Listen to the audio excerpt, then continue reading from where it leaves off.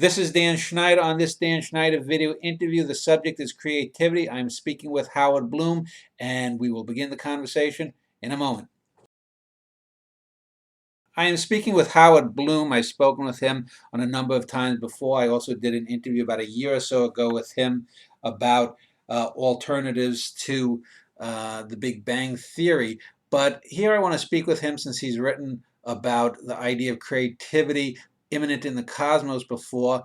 And I want to talk a little bit about some of the ideas there, but also then go into human creativity specifically. So Howard, welcome. I think most people will probably need a little bit of background about yourself. So if you could just take 2 or 3 minutes to tell a little bit about yourself, and then we'll hit the ground running. Well, I'm the author of 6 books. The best known are probably The Lucifer Principle, a scientific expedition into the forces of history. Some people call that their Bible. It came out in 1995. It's still making predictions that are coming true today, so it's topical. And it is selling strongly over 20 years later. The second is Global Brain, the Evolution of Mass Mind from the Big Bang to the 21st Century, and the Office of the Secretary of Defense through a forum based on that book and brought in from people from the State Department, the Energy Department, DARPA, IBM, and MIT. The third book is The Genius of the Beast, a radical revision of capitalism, and the sheik who made Dubai what it is today, and who also doubles as the Prime Minister of the United Arab Emirates, named a racehorse after one of those books. Then there's the God Problem, How a Godless Cosmos Creates, the book that we're talking about today. Barbara Ehrenreich says that book will radically change your view of the world. And there are 2 orphan books that are just about to come out. One is coming out in the spring of 2017. That's How I Accidentally Started the 60s, and that's a book that was finished in 1995. And Timothy Leary said was a monumental masterpiece of American literature and filled with nonstop scientific comedy routines, and he compared it to James Joyce, but there's a radically changed version that's finally coming out through a publisher, and it just yesterday was named the official book of the Summer of Love 50th anniversary. And then there's another one that no publisher would dare touch. By the way, How Accidentally Started the 60s is now selling, used copies are now selling for $500 or something like that on Amazon. And the other book that's coming out in December of this year is The Muhammad Code, How a Desert Prophet Brought You ISIS, Al-Qaeda, and Boko Haram, or How Muhammad Invented Jihad. That's a radically updated version of a 2005 book. And the old version of that book is selling for $925 on Amazon.com. I'm a person who started in science. I started in theoretical physics and microbiology at the age of 10. I've been involved in science virtually my entire life, but I took a 20-year field expedition into something that I knew nothing about, which is popular culture. And I founded the biggest PR firm in the music industry and worked with Michael Jackson, Prince, Bob Marley, Bette Midler, AC/DC, Aerosmith, Kiss, Queen, Run DMC, Billy Joel, Billy Idol, Paul Simon, Peter Gabriel, David Byrne, people like that. Well, let me talk a little bit about, if you can give sort of a little précis about, for people who don't know about the God problem, because if I recall, your idea is that creativity is sort of a fundament of reality, that it exists somehow outside of human or sentient impulse. Is that correct? Yes, absolutely. We are obsessed with something called the second law of thermodynamics, the concept of entropy. The idea, and this comes from 1865, from Clausewitz, that all things fall apart, all things tend toward disorder. That is the most dramatically wrong idea about the nature of this cosmos that you could possibly imagine. In fact, this is not a cosmos that has been falling down a stairway of complexity for 13.7 billion years. It is a cosmos that has been climbing up a stairway of complexity. I mean, first we go from an absolute nothing to a singularity, and a pinprick infinitely smaller than a pinprick. And it's got implicit in it an entire universe, including the conversation that you and I are holding right now. That's astonishing. What characteristics it actually has in the beginning are the characteristics of time, space, and speed. Well, imagine going from nothing to time, space, and speed. Time, space, and speed are radically new characteristics in a universe of nothing. Where in the world do they come from? How in the world do they get their qualities? And within not just fractions of a second, within 10 to the minus 32 of a second, that's a sliver of a sliver of a sliver of a second. The universe, this unfolding sheet of space, time, and speed, a rapidly unfurling space-time manifold, suddenly precipitates in something the universe has never seen before. The very first things. It precipitates in quarks and leptons. Quarks and leptons, things. Where the hell do things come from? How the hell do things come popping out of an unfurling sheet of space, time, and speed? It doesn't make any sense according to the logic that we humans have been accustomed to using over the last 2,300 years. And the creative steps, the creative leaps upward, just keep going from that moment on, right up to consciousness and what you and I are calling creativity, that is human creativity, in the course of this conversation. Every single one is a startling surprise. It's a surprise so startling that if, Dan, you and I were holding a conversation around a coffee table just 150 years ago, and you were predicting some of the things that would happen between then and now, I would be absolutely certain that you should be thrown into a loony bin, because none of your predictions could possibly come true. And yet they do. Electricity in every home. I mean, electricity is a useful thing to begin with. Electric lighting, cell phones, laptops. These are inconceivable ideas. And yet it's not as if these are the kinds of things that the universe has only been producing over the last 150 years, going from an unfurling sheet of space, time, and speed to the very first things was an equally big, totally improbable leap. That's what we're talking about when we're talking about cosmic creativity.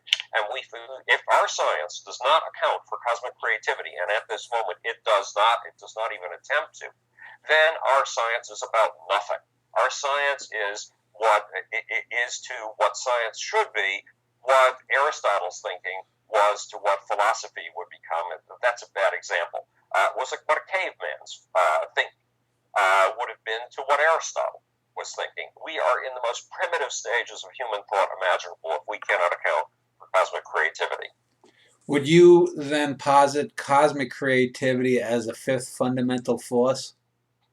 Maybe it's the first fundamental force because it comes before all of the others.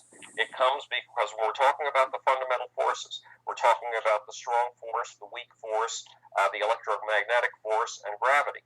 But guess what? Cosmic creativity begins before any of those forces exist. It begins the first instant that space-time manifold comes rushing out of a nothing, comes rushing out of a singularity. So creativity comes before the five forces. It is more primal than the five forces.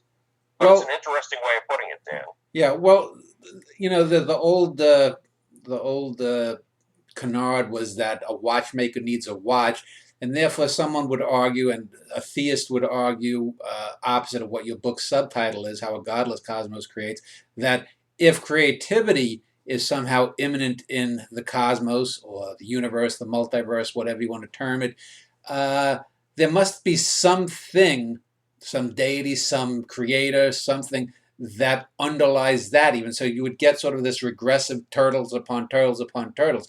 How do you argue against the idea that a cosmos, for example, that creates could come about without a creator creating that creative cosmos? It's real simple. If something very complex, like a creative cosmos, needs a creator, needs something even more complex to get it into motion, to imagine it in advance, then the creator is more complex than the cosmos. But that makes the creator a very complex being. And if every complex entity needs something more complex to get it started, then obviously the creator needs a creator. And the creator of the creator needs a creator too. So this is the wrong way of looking at things. Creativity starts in this cosmos before there is what we call creativity. we are anthropomorphizing the concept of creativity. To us, we get a bright idea. We call it a vision. We literally, in our 40 visual centers of the brain, begin to imagine a picture of something. And then we figure out a way to instantiate, to reify, to make real that picture that's in our brain.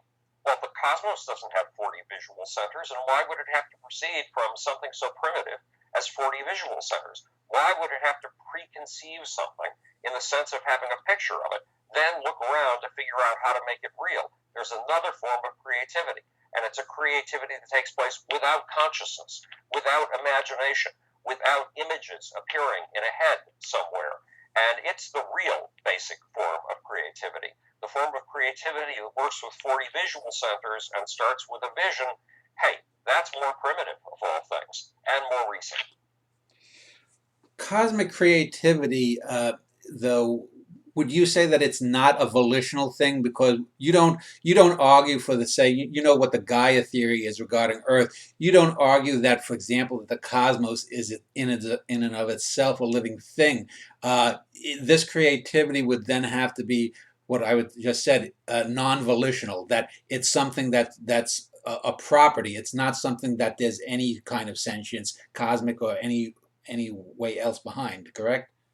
Yes, it's non-volitional and yet is volitional. And what I mean by that is volition, will, is a matter like imagination of preconceiving something and then striving to achieve it. It's, again, a matter of using those 40 visual centers to visualize an endpoint and then to organize in order to achieve that endpoint. That's will. That's will as we know it among humans. But we have to recognize that we are the children of the Big Bang, and any of the characteristics that the Big Bang has will be found inside of us. We are the children of those very first things that precipitated into existence in the first flick of the cosmos. We are the children of quarks and leptons. We, in fact, you and I, Dan, are made up of quarks and leptons. We are made up of the fundamental four forces that demonstrated themselves when those first bits of matter came into existence. And among the things that we do not take into account in this universe is that this is a universe that is constantly striving to find the next step up and then to take it, then to find the step above that and to take it, then to find the step above that and to take it. Where these steps come from as implicit properties, God alone knows. But this is a striving, driven, ambitious cosmos that is not falling apart as entropy would have it. It is falling together, and it is falling together in brilliant, astonishing, amazing ways. And that is a primitive precursor of will. This is, in its own funny way, a willful cosmos, though it is a non-conscious cosmos, a non-imaginative cosmos, yet it is a profoundly creative and upwardly striving, driven cosmos. One of the things that you hear a lot of physicists talking about, the reason that life can exist in our cosmos, even though we only know of it on Earth, is not only the four fundamental forces, but certain degrees to what they call the fine-tuning of some of these forces. And the two basic ways that are posited how this may have come about is either that the universe, despite the Big Bang being posited, is eternal, and that given enough time, there's going to be a period within cosmic history that things would be just right for human life.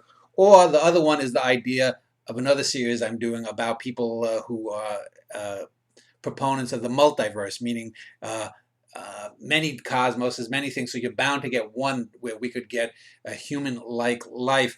As far as I recall, you're not a fan of the multiverse, are you? And do you think that's a bit of an anthropic leaning? And how does that tie into the creativity that you've just been speaking of?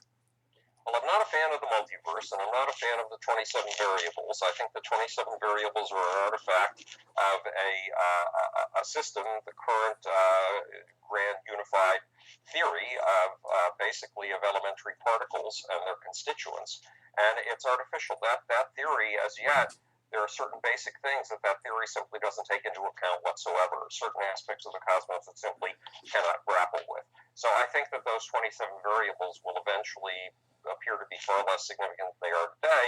And I think the multiverse concept is an accident of mathematics and may have nothing to do with the real world or real worlds whatsoever.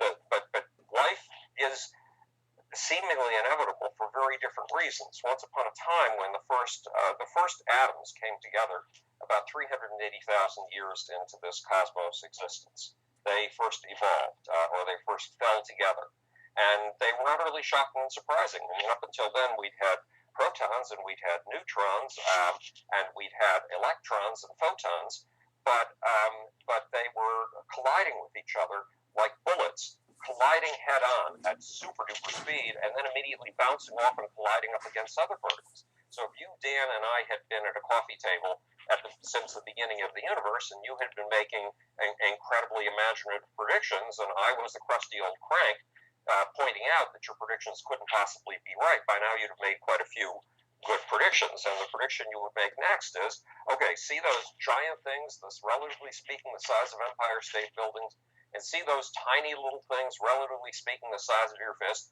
I predict, you would have said, Dan, that any minute now, those things are going to slow down, stop colliding with each other. When they stop colliding with each other, the great big things, the size of the Empire State Building, are going to discover they have an inanimate longing. And the little tiny things, the size of your fist, are going to discover they have an inanimate longing.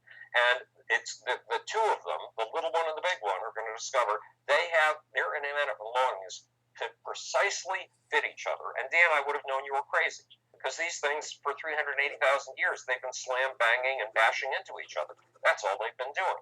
And secondly, how in the world could something, relatively speaking, the size of the Empire State Building, have an inanimate longing to begin with? That's crazy anthropomorphism. And how could it precisely fit the inanimate longing of a thing the size of your fist or the size of a baseball? That's ridiculous. Well, when the universe slowed down sufficiently at 380,000 years after the Big Bang, all of a sudden, exactly what you predicted has come true. These gigantic things discover they're not at all content with their life moving slowly instead of moving super fast, and they need something. And the little tiny things the size of your fist discover they too need something to fulfill themselves. And the two of them get together. And it's in the two of them getting together, the big thing is called the proton, the little thing is called the electron, that radical new properties emerge. Now look, I'm an Aristotelian, hard-thinking person. I know my logic. Even if you do put an electron and a proton together, 1 plus 1 equals 2. Garbage in, garbage out. An electron and a proton in, an electron and a proton out. That's all you're going to get. But I'm wrong, and you're right. When these electrons join up to protons, they produce radically new properties. We call one of those properties an atom. We call another one of those properties for the very same thing hydrogen. Now, in the beginning, when the 380,000 ABB, after the Big Bang, when the universe discovers this capability of producing these social aggregations we call atoms, there are only 3 kinds of atoms, and those are startling and astonishing enough all by themselves. They're hydrogen, helium, and lithium. Well, then aggregations of these things, these atoms, begin to sweep themselves together in a self-assembling process caused by gravity. They begin to sweep into gigantic whirlpools called galaxies. Within those galaxies, these aggregations of atoms, huge gravity balls, begin to compete. I call it the era of the Great Gravity Crusades. If 2 go up against each other, 2 gravity balls, the biggest gravity ball wins and gets as its prize to swallow the smaller gravity ball whole. And this produces suns, stars, and it produces planets and moons, solar systems. Now, a strange thing happens after the first million to billion years of the life of these first stars. These first stars begin to die. And you would think that this is the most destructive process you've ever seen in the history of the cosmos. These magnificent things called stars, all of a sudden, are dying all over the place. And it isn't industrialism that's making them die. It's not agriculturalism that's making them die. It's not patriarchy that's making them die. It's nature that's making them die. And you and I, as conservationists, would go, oh my God, how do we save these things? Well, in fact, the act of collapse and the act of destruction, the act of death of stars, turns out to be one of the most productive things this friggin' cosmos has ever gone through. Because as these stars are dying, they take these three, the only form of atoms that have ever existed, hydrogen, helium, and lithium, and they crunch these atoms together at such enormous pressures that they produce 98 new forms of atoms that have never existed before. 98 new forms of atoms that have ever existed before. Now, if this were a random universe, if this were 6 monkeys at 6 typewriters universe, first of all, when atoms formed at 380,000 years after the Big Bang, there would have been gazillions of kinds of them. No, there were only 3. And if this were 6 monkeys at 6 typewriters, a stochastic universe, a random universe, then once these 3 things, hydrogen, helium, and lithium, are shoved together by the forces of star collapse, we'd have gazillions of new forms of nuclei, atomic nuclei emerging. But no, we only get 98. That's astonishing. Now, somewhere implicit in the mating, matching, and big-scale social aggregations of these 98 forms of atoms is the macromolecular phenomena that we call life. And since that pattern is all over the universe, no matter where you look, it's not just in stars. I mean, once those stars die and they vomit forth their 98 new forms of atoms, then something you could call moleculogenesis begins. The genesis of molecules, atoms, these 98 new forms of atoms coming together in bigger and bigger social aggregation, molecules. And from that moleculogenesis comes life. Now, given the fact that these same 98 atoms are getting together in molecular teams, in molecular assemblies, in molecular societies, all over the universe, you would think that life is pretty much inevitable wherever you find it. After all, we can find carbon-based molecules wherever we look, in hot interstellar clouds, in cold interstellar clouds, on spicules of ice in space. So, but nonetheless, we have not got a single hint that any other form of life exists or that life exists any place else except on Earth. So we're up against mystery. Mathematically speaking, there's got to be life all over the place. In terms of empirical evidence, sorry, this is the only place we've got life. So that's where we stand today. 100 years from now, we'll know a hell of a lot more. Interestingly, just a day or two ago, it was discovered supposedly about 7 light years away, a brown dwarf. They found supposedly ice crystals in the clouds of a brown dwarf. That's the latest thing I just read this morning from the Hubble telescope as we record here. I wanted to go back just for a moment. You used an interesting turn of phrase, the accident of mathematics, a few minutes ago.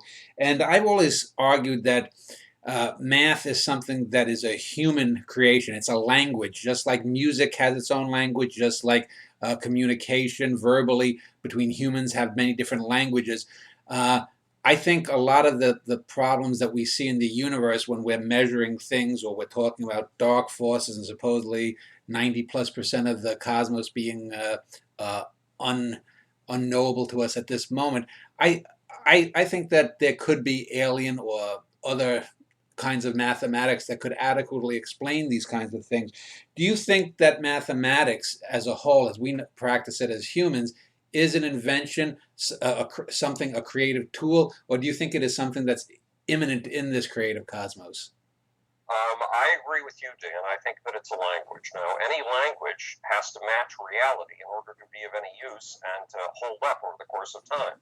And our modern form of mathematics has held up since 1570 when a guy named Roger Record invented something called the equation. So it matches reality well enough that we found it useful over the course of the last 400 years or so, almost 500 years now. But the fact is that every mathematical language is arbitrary, and it's based on a bunch of arbitrary assumptions. Not quite arbitrary, because it has to stand up in the court of reality. But if you look at the work of Stephen Wolfram, and again, this goes back to what's covered in the God problem, how a godless cosmos creates. Stephen Wolfram recognized, Stephen Wolfram is far greater a genius of mathematics than you and I will ever be, and that possibly you and I will ever meet in our lifetime. And Stephen Wolfram recognizes that our math is the result of a peculiar, unique cultural history, and that there are many, many, many other millions and billions of other forms of potential math based on millions and billions of sets of different assumptions. And he has been using his computers for the last 20 years to test out new mathematical schema, new mathematical systems based, in fact, on different assumptions. And he's been testing that methodically, literally by the billions. That's how many potential maths there are. And he's been testing out which ones fit the cosmos and which ones don't, and which ones seem capable of reconciling quantum physics with Einsteinian physics, one of the big problems in math and physics today. There are many, many forms of math, but each math is a child of the Big Bang. Just like you and I are children of the Big Bang. Stars are children of the Big Bang. Asteroids are children of the Big Bang. Stones that we kick our feet on, like Bishop Berkeley kicked the stone to make proof about reality, those stones are cousins of ours. We are all children of the Big Bang. Lizards are children of the Big Bang, and languages are children of the Big Bang. And as children of the Big Bang, we share certain characteristics that give us a wiggling room that is likely to reflect a certain reality. I want to end this first segment talking about the cosmic creativity. In the next segment, I want to get a little bit more specific about human creativity and how that may relate to the larger idea of cosmic creativity. But you're probably aware of the term called new Mysterianism, where some scientists... I haven't heard that before. What is it? Oh, it's basically when... You know what a just because answer is? If you're asked a question that there is no further going beyond, it's called a just because answer. New Mysterianism is the idea that there are these sets of fundamental properties or whatnot that we simply have to accept in the cosmos, and we simply can't answer that. It's beyond the ken of science to answer. For example, why is there electromagnetism? So I would ask, do you accept that something like that is a just because answer? And if there are these properties, these things within creation that are beyond the purview of science, does that somehow mean that the creativity, cosmic creativity, is somehow beyond science? In other words, we can measure gravity, but can we measure creativity in any way that we could say, that we could get a hold of it? Well, nothing is beyond science. As somebody who's lived within the scientific system since the age of 10, to me, science has always represented the aspiration to omniscience. It goes something like this: if there is no God, it is our job to do his or her work. If we can imagine an omniscient and omnipotent force, since there is no God, it's our job to get as close to omniscience and omnipotence as possible. We should never give up by saying something is the way it is just because it is, and it's beyond our science. No, that's the beginning of the questioning. That's not the end of the questioning. And new questions are the keys to the next frontiers of science, always. Yeah. I just was looking up new Mysterianism. It's specific. It came out of the idea of the hard problem of consciousness, but in the last couple of decades, it's also been applied to what I call just because answers. Well, let's end this segment. In the next segment, I want to get a bit more specific regarding human creativity, and we'll do that in a moment. I am speaking with Howard Bloom about creativity, both cosmic and human. We took on the cosmic sort in the first segment. In this segment, I want to focus a bit more on human or sentient creativity, even if we meet non-human actors in the cosmos. You're, of course, aware of the idea of fractalism, that things recapitulate each other at different levels of grandeur. The most famous example is coastlines on a map. How long is the eastern seaboard? Well, you have to measure each nook and cranny. And in the same vein, that complexity sort of recapitulates itself at different levels. Do you think that cosmic creativity or that human creativity is somehow a fractal version of cosmic creativity, in that individuals somehow recapitulate the grander creativity? And if so, how do you connect the human and the cosmic creativity? It's very hard to connect the human and the cosmic creativity. I mean, in theory, of course, human creativity has to be an expression of the cosmos's creativity because we're made of the stuff of the cosmos. We're made of atoms. We are the cosmos. Yeah, we are the cosmos in a nutshell, just as a star is the cosmos in a nutshell. So we can't help but follow the laws of the cosmos in some way. But you have to recognize something about laws, because this is a universe constantly moving up an invisible staircase of complexity, of ornateness, or flamboyance. And because we have no idea of what the next step is on the staircase, we have no idea really of what the unique aspects of our creativity are that compare with cosmic creativity. First of all, because for 2,300 years we have been gifted by Aristotle with a science of reductionism, and that reductionism has been both a curse and a blessing. Aristotle said 2,300 years ago that if you break something down to its smallest parts, Aristotle called those parts the elements, and you discover the laws of those elements, you understand the whole system. So theoretically, we should be able to understand your consciousness, Dan, and mine, by breaking us down to the atoms of which we are a part and understanding the laws of those elements. Well, we've been doing that for 2,300 years, and guess what? It hasn't worked. It hasn't given us a clue as to what consciousness is. It hasn't given us a clue as to what creativity is. So we need to have a science that looks at both bottom-up causation, that is how the smaller pieces create the whole, and top-down causation, how the whole affects the pieces of which it's made up. For example, when you decide to go from the bedroom out to the kitchen to look in the refrigerator to see if there's some ice cream, it is not 100 trillion cells busy consulting with each other that predict your march to the kitchen.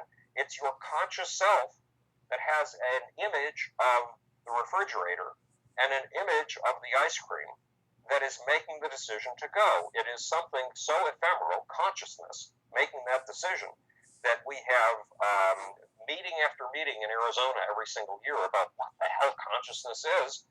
And no matter how sophisticated the people are at these conferences, they arrive at virtually no conclusion they didn't have before they started. It's a field that right now we cannot in any way confront. We don't understand it with our science. So we have to come to understand what these larger emergent properties like consciousness are, what their rules are, and how in the world they come to be to begin with. I mean, remember, back to 380,000 years after the Big Bang.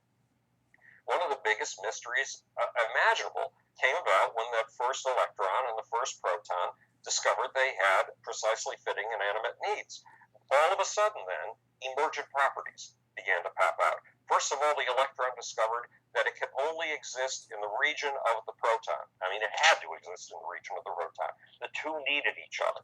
But it could only exist in the region of the proton within a certain distance from the proton. It couldn't get closer than that, and it couldn't get further away than that. So it existed in this invisible sphere around the proton. Where the hell did that sphere come from? What the hell is it? We still really don't have adequate answers for that question. Secondly, the agglomeration of the electron and the proton turned out to have the properties that we call an atom. What? Where in the world did that come from? That's a top-down emergent property. And then the whole agglomeration had the properties that we call hydrogen. What? Hydrogen is basically a description of how hydrogen atoms get along with other atoms, what they will do in the presence of various other atoms. Where did all of those social characteristics come from? So we can't even account for that, and we're talking about consciousness, which is the same kind of emergent property, but on an even more complex scale. That's crazy. So when we get to the subject of human creativity comes from a bunch of emergent properties that are gazillions of emergent properties up the line from that first merging of an electron and a proton.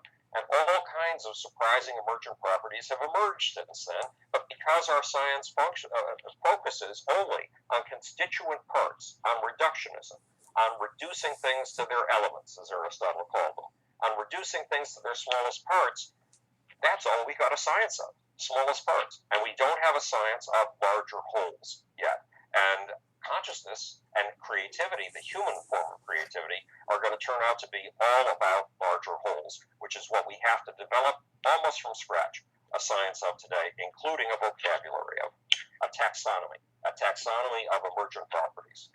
Well, the most fundamental emergent property of the cosmos, it seems to me, would be life.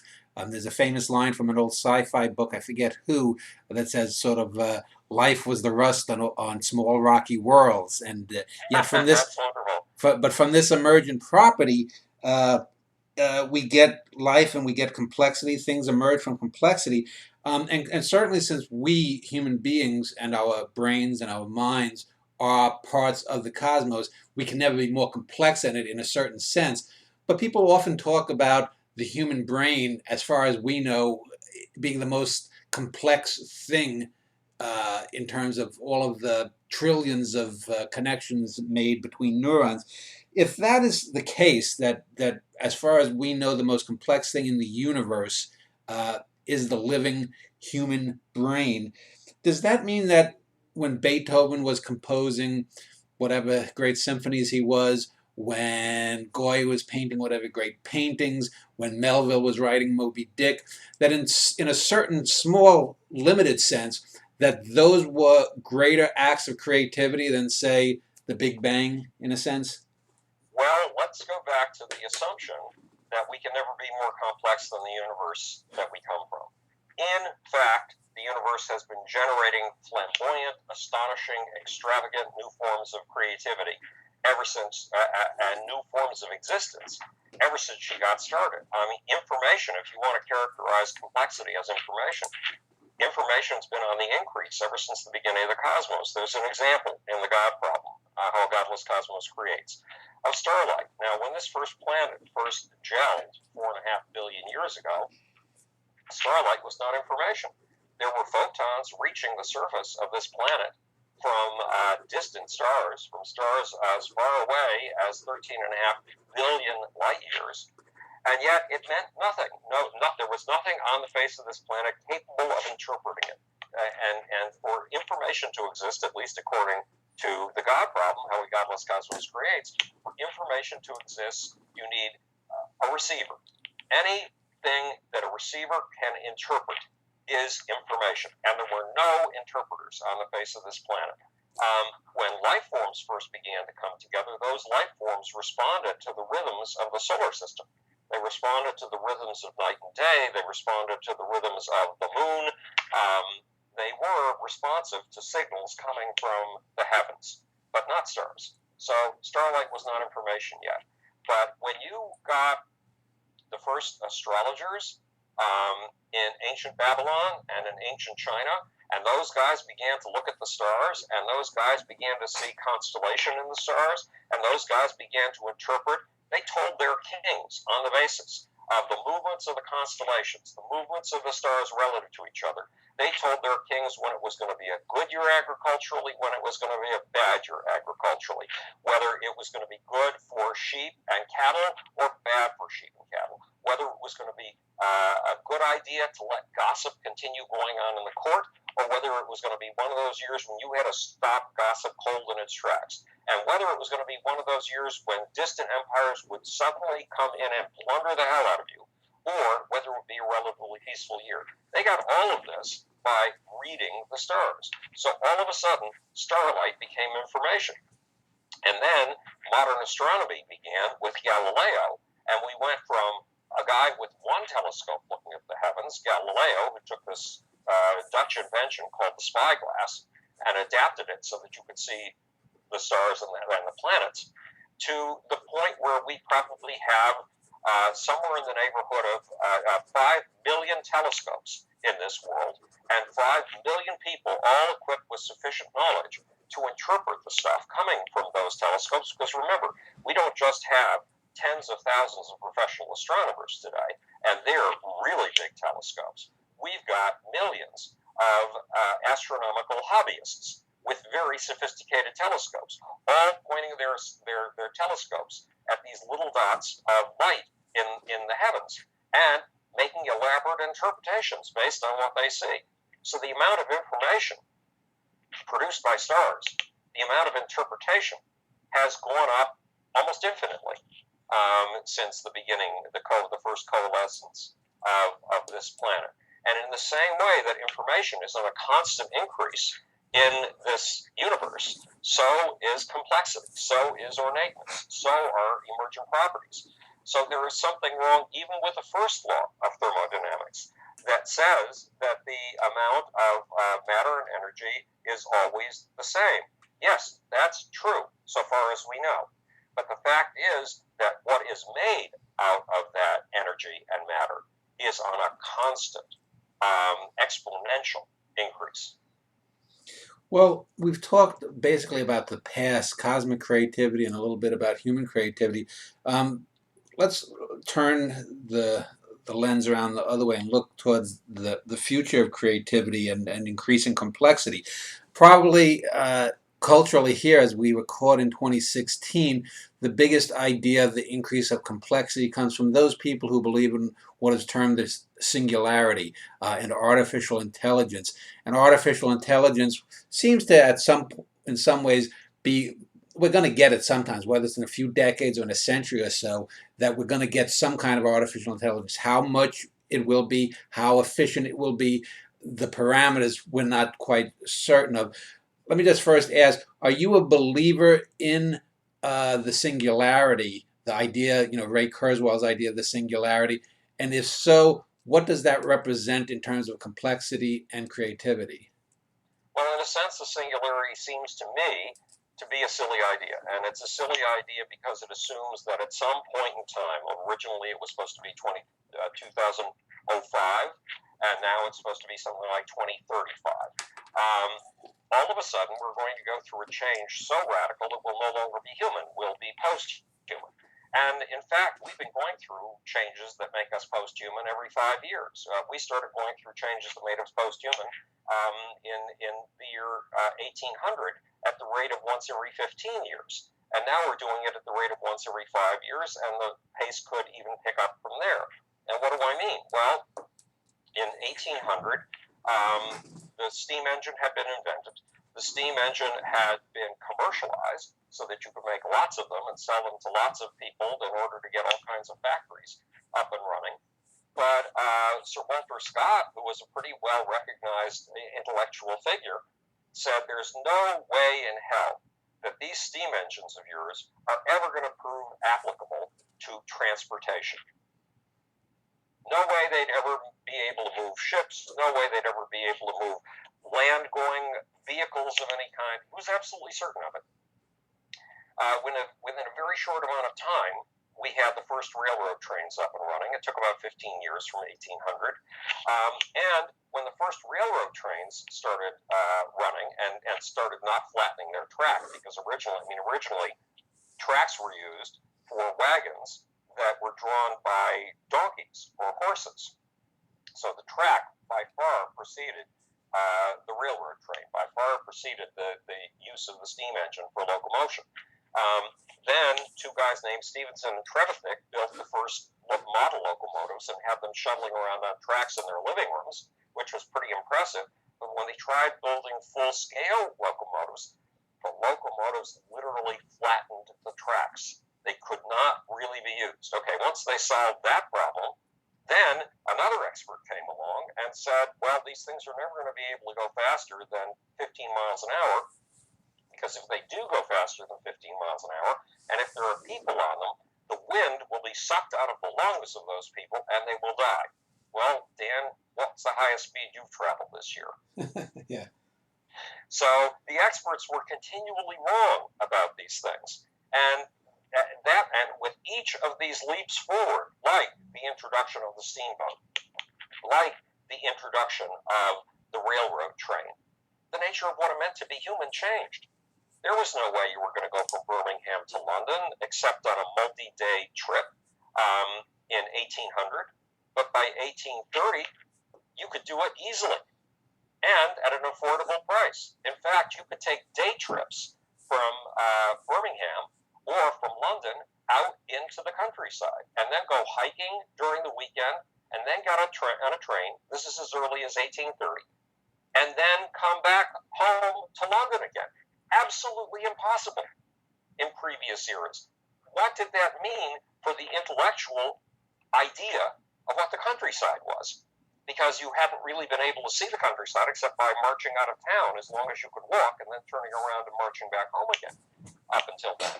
And now you can go deep into the countryside. No, changed it utterly. Were there any singularities? Did the nature of what it meant to be human change so dramatically that we recognized that there was a clear and different kind of human nature? At work, never.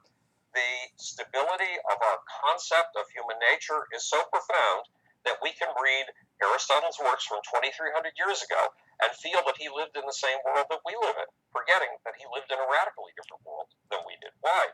Because there is this ferocious sense of stability about our sense of human nature, no matter what dramatic changes in our actual powers we go through. So will we go through a radical change in perception about what it means to be a human on the face of this planet? Will we perceive ourselves as a radically reconceived new species, reconceived by our technologies? Not on your life. We'll still think that we're the same people that St. Augustine was when he wrote his Confessions, which sounds like a very modern book when you read it today. And yet, we will be totally different in 5 years or 10 years than you and I are having this conversation today. Yeah, I've often talked with people, and psychologically, the idea of people wearing the mask and how people can change their behavior if they're wearing a mask and they can't, see their own face. Do you think that there's something sort of like a cultural mask that people wear, and they try to wear the mask of the human that's always been with us, even as we're changing underneath that mask? I think it's a brilliant way of putting it. When we are born and when we were growing up, and especially in our early teens, when our hormones are hitting, we try desperately to look human. We try desperately to look attractive to other human beings. We have role models of all kinds of what a human is, and we try to fit ourselves, no matter how chaotic our internal self is, into the mask of normalcy. It isn't an easy fit. Often it's a very difficult fit indeed, and yet that's what we try to do. So we're defined by our masks. We are absolutely defined by our masks. And the trick of a creative person is to see that mask, to see how arbitrary it is, how artificial it is, to step back into the chaos of himself, and then or herself, and then to build from that chaos. I have a fan. He called me on the phone one day a long time ago, like 13 years ago or something like that, when I was still stuck in a bed with an illness. So it must have been 15 or 16 years ago. And he said, well, I don't normally do this, but I've read both your books, and would you mind if I came out and met you? Well, I was desperate, Dan. I've been alone in a bedroom. I was alone in a bedroom for 15 years, and the isolation was killing me. So he could have been Jack the Ripper, and I would have said, yes, please visit me. It turned out to be Richard Foreman. Richard Foreman is the god of avant-garde theater. He's a MacArthur Genius Award winner. He's an officer of the Order of Arts and Letters in France. And if you ask Richard Foreman, and he's sort of coming out here on a regular basis to visit me, and if you ask Richard Foreman where his creativity comes from, he waits for the most disturbing form of depression he can possibly imagine to overtake him. And he courts it. And then he writes from that point of disturbance. And so what is he doing on behalf of you and me? He's like the Lewis and Clark expedition, going out into the darkness of the human soul and recovering its territory and mapping it with his strange plays. And that's one aspect of human creativity. But there's the guy who, to me, makes the most sense on human creativity is Arthur Koestler.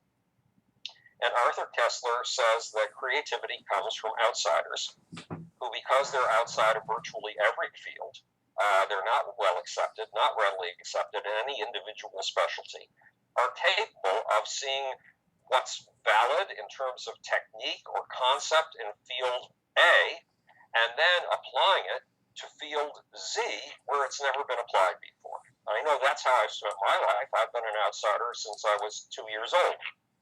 I can't help it. It's not comfortable. It's not a happy way to be, but there's no group that has ever accepted me that I've ever felt really did accept me.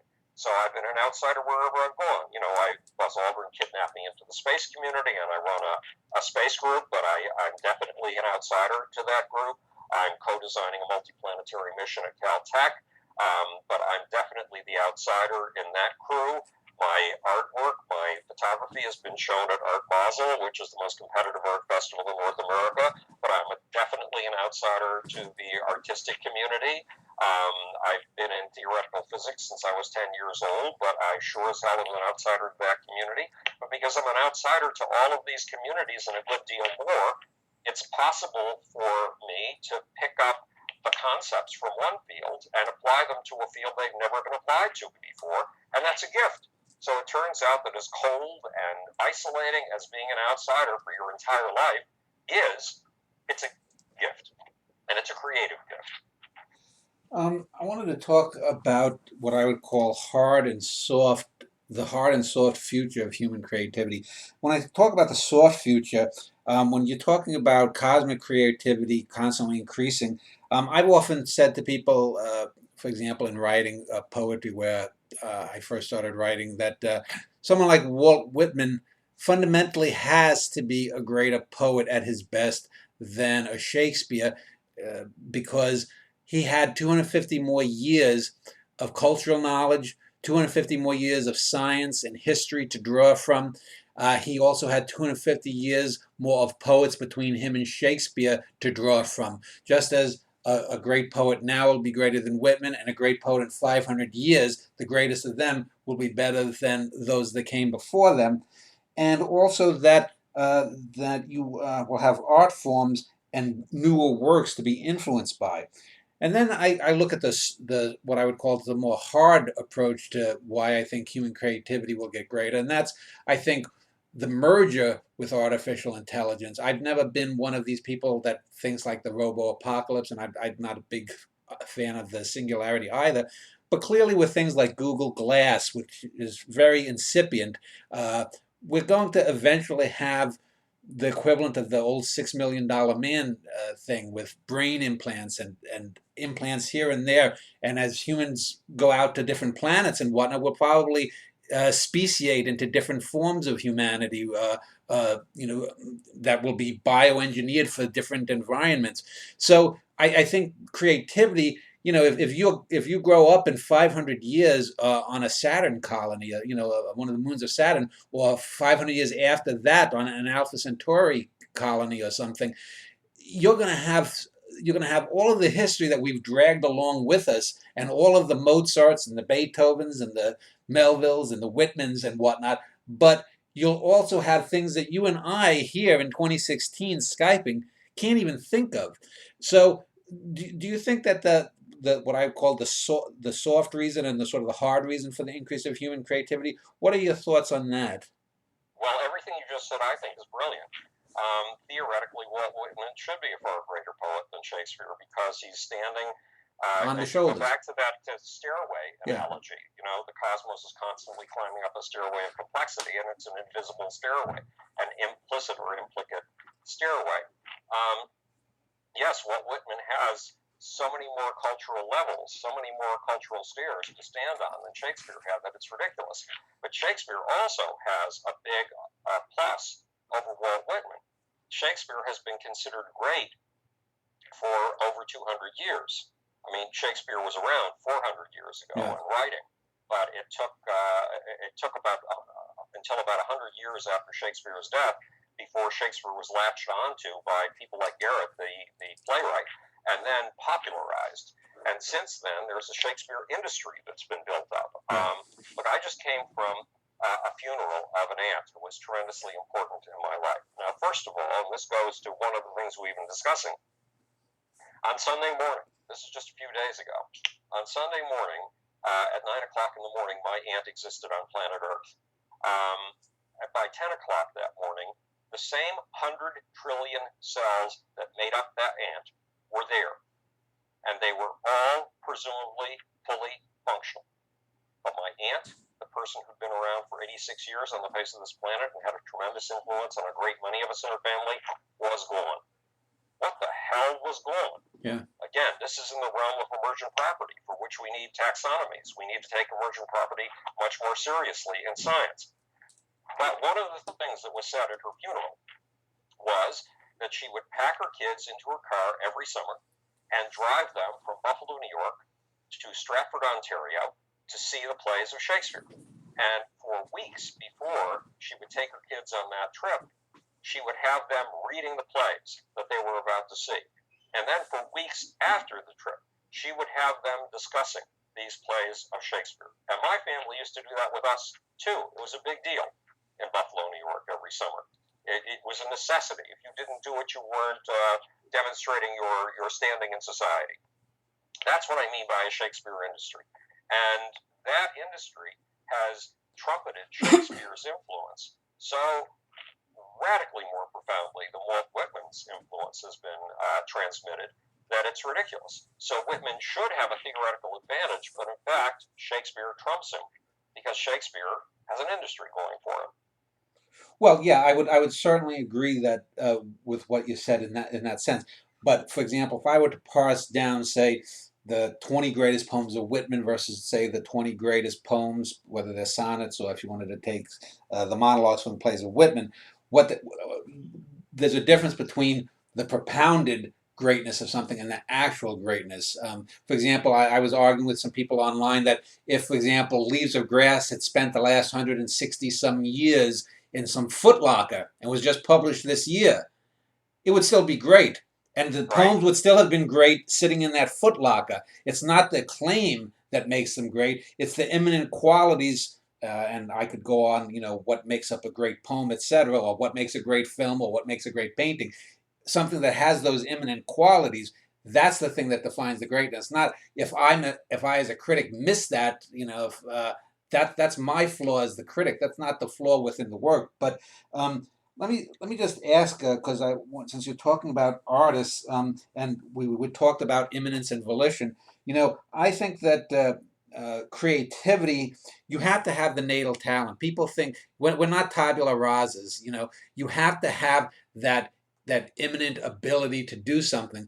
But just as important, since we are, as far as we know, volitional actors upon the cosmic stage, you have to have that drive, that will to do something. If you have all the talent in the world, but you don't have the drive to make something of it, you're not going to create anything great. And you can have no talent and all the drive, you're still not going to create anything great. So there's those two halves that come together, at least in human creativity. Do you think that that is somehow recapitulative of this cosmic creativity, i.e., that the cosmic creativity may not be a singular thing, but may be what we call a synergy of two other properties, or two or more other properties? You know what I'm saying? Well, there's something, this is going to sound a little strange, but let's go back to the era of the Great Gravity Crusades, when gravity balls were going up against each other. And when a big gravity ball went up against a smaller gravity ball, or even when two gravity balls of seemingly identical size went up against each other, one gravity ball had what it took to win, and the other gravity ball did not. And the gravity ball that had what it took to win won, and incorporated the entire other gravity ball, which of course made it an even bigger gravity ball, so that in future confrontations with other gravity balls, its odds of winning would keep going up. So what makes the difference between talent and non-talent? Apparently there is something there. I'm not quite sure what, but one of the difficulties with the idea of Walt Whitman in the trunk still being great is that Walt Whitman in the trunk is like Starlight before there were any interpreters for Starlight on the face of this planet. Greatness is not just a matter of the inherent qualities of something, but it is in how that something is perceived, and how that something is perceived not just by individuals, but by a large social mass. Because remember, in the same way that we are programmed to fit a mask, that we crunch ourselves and squint ourselves and somehow squeeze ourselves into a mask of the normal, we do that with art. When you go to a museum, the Modern Museum of Art, for example, or the Metropolitan Museum, two museums in my city, in New York, watch what people do. They go up to a painting, especially a painting that has a lot of fame, and they stand close to it and they look at it, and they stand distant from it and they look at it, and they stand there in front of it for 10 minutes. They are very aware of the other people looking at them in the room. They are very aware of needing to be normal, and normal in this case means going through the appropriate ritual for giving other people the impression that you are appreciating a painting, and they are going for a certain pre-scripted experience with that painting, because in order to be intellectually acceptable to the rest of the world, they need to have a pre-scripted experience, and they squint themselves and scrunch themselves and change their point of view and change the way they're standing until finally they have the socially prescribed response, emotional response to that painting. So greatness is partly in the object itself, but even more in its publicity, in the industry that builds itself around the perception of that greatness, and then finally in the imposition of a mask of appreciation on the person who is required to say he appreciates, understands, and thinks that this piece of work is great. Now, let me just let's wrap up this show, and I wanted to just touch on one other topic, and then let you sum up your thoughts. I'm sure you've probably heard of the Russian astronomer Nikolai Kardashev, and he came up with the idea of the scale of civilizations, type 1, type 2, type 3, meaning those civilizations that can control their planet's resources, their solar system's resources, and then the galactic resources, and presumably there might be even higher scales beyond that. If that's the case, and let's say if you look out 10,000, 100,000, a million years, assuming that humanity doesn't destroy itself, doesn't get destroyed in some cosmic cataclysm, be it natural or through other sentient encounters with creatures, do you think that human creativity embodied in part of the human animal will somehow take control of its own destiny and in some way become or usurp that cosmic creativity, i.e., that we would become some, to use Star Trek metaphor, like the Q aliens that can control matter and time. In other words, will we become the very thing that we emerge from, the cosmic creativity? Will we somehow become the driver of cosmic creativity? Well, we already have become the driver, at least on the face of this planet, to a very great extent. An awful lot of people are weeping and moaning about it, acting as if a pre-man state, a pre-human state, is the natural state of nature. No, nature's constantly about upgrading herself, upsetting herself, breaking her own laws, and coming out with new levels of control. That's what she's been doing ever since she evolved the first atoms and the first galaxies. And we're her way of doing that right now. But ultimately, according, in the God problem, how a godless cosmos creates, there's a theory at the end. It's a theory that came up at the age of 16 in 1959 that predicted dark energy 58 years before it would be discovered. And according to that theory, which is called the Big Bagel, there's a beginning, middle, and end to the cosmos. Now, here's our trick as humans. Our goal has to be to eventually gain so much control over the cosmos around us that when the universe comes down to a big crunch and is once again reduced to a singularity, and that singularity once again expands into a new universe, our task is to get everything we have ever known and everything that we have ever achieved through that infinitesimally tiny, totally destructive hole of a black hole at the end of the universe, of a singularity at the end of the universe, and take everything we know and have achieved into the next universe, so the next universe can start where we began. And yes, that is adding to the natural creativity that gave us birth, adding to it big time. Do you think that a similar thing could have happened at the start of our universe, that there could have been sentient beings that carried over in other words, could cosmic creativity in this cosmos be a remnant from some, sentient beings or whatnot from a prior one? It's entirely possible, but as yet, we'd have to go through building an industry based on that hypothesis Yeah. to find a way to test it out. Well, let me just to wrap up this interview, give you a couple of minutes to sum up your thoughts on both cosmic and human creativity, Howard. Well, cosmic creativity is the most astonishing thing I've ever confronted in my life. And you don't get a sense of it until you put together the timeline of the cosmos, the narrative of the cosmos. And that's something it's taken me 50 years to do. But then once you put it all together, my God, is it stunning. It is just filled with amazements. Now, the first two laws of science are the truth at any price, including the price of your life. If your life is in danger for adhering to a truth, for speaking up on behalf of a truth, fuck it. You have to stand up for it anyway. And rule number two is look at things right under your nose as if you've never seen them before, and then proceed from there. Look for things that you and everybody around you take for granted, and then see them with awe, amazement, and questions, and then proceed from there. The first of those laws is the law of courage, and the second is the law of astonishment. And this is a bloody, amazing, astonishing, stunning universe in its creativity, and unfortunately, very few of my colleagues in science understand or see that. So the next creative task, one of them, is to wake people up to what's right under their nose. When it comes to human creativity, well, that's the task. And I've wondered for decades why making my photography is in a certain way a manifestation of my science.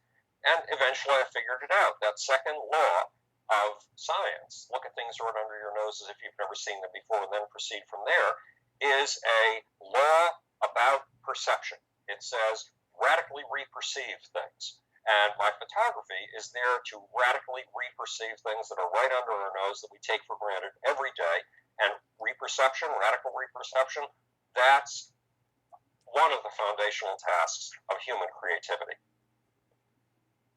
Well, anyone who's enjoyed this conversation with Howard Bloom, howardbloom.net is Howard's website. I'll link to it below this video. And I just want to thank you, Howard, for another enlightening hour or so discussing. And thank you, Dan, and thank you for being in my life and giving me the opportunity to do these things for the last 10 years or so. All right.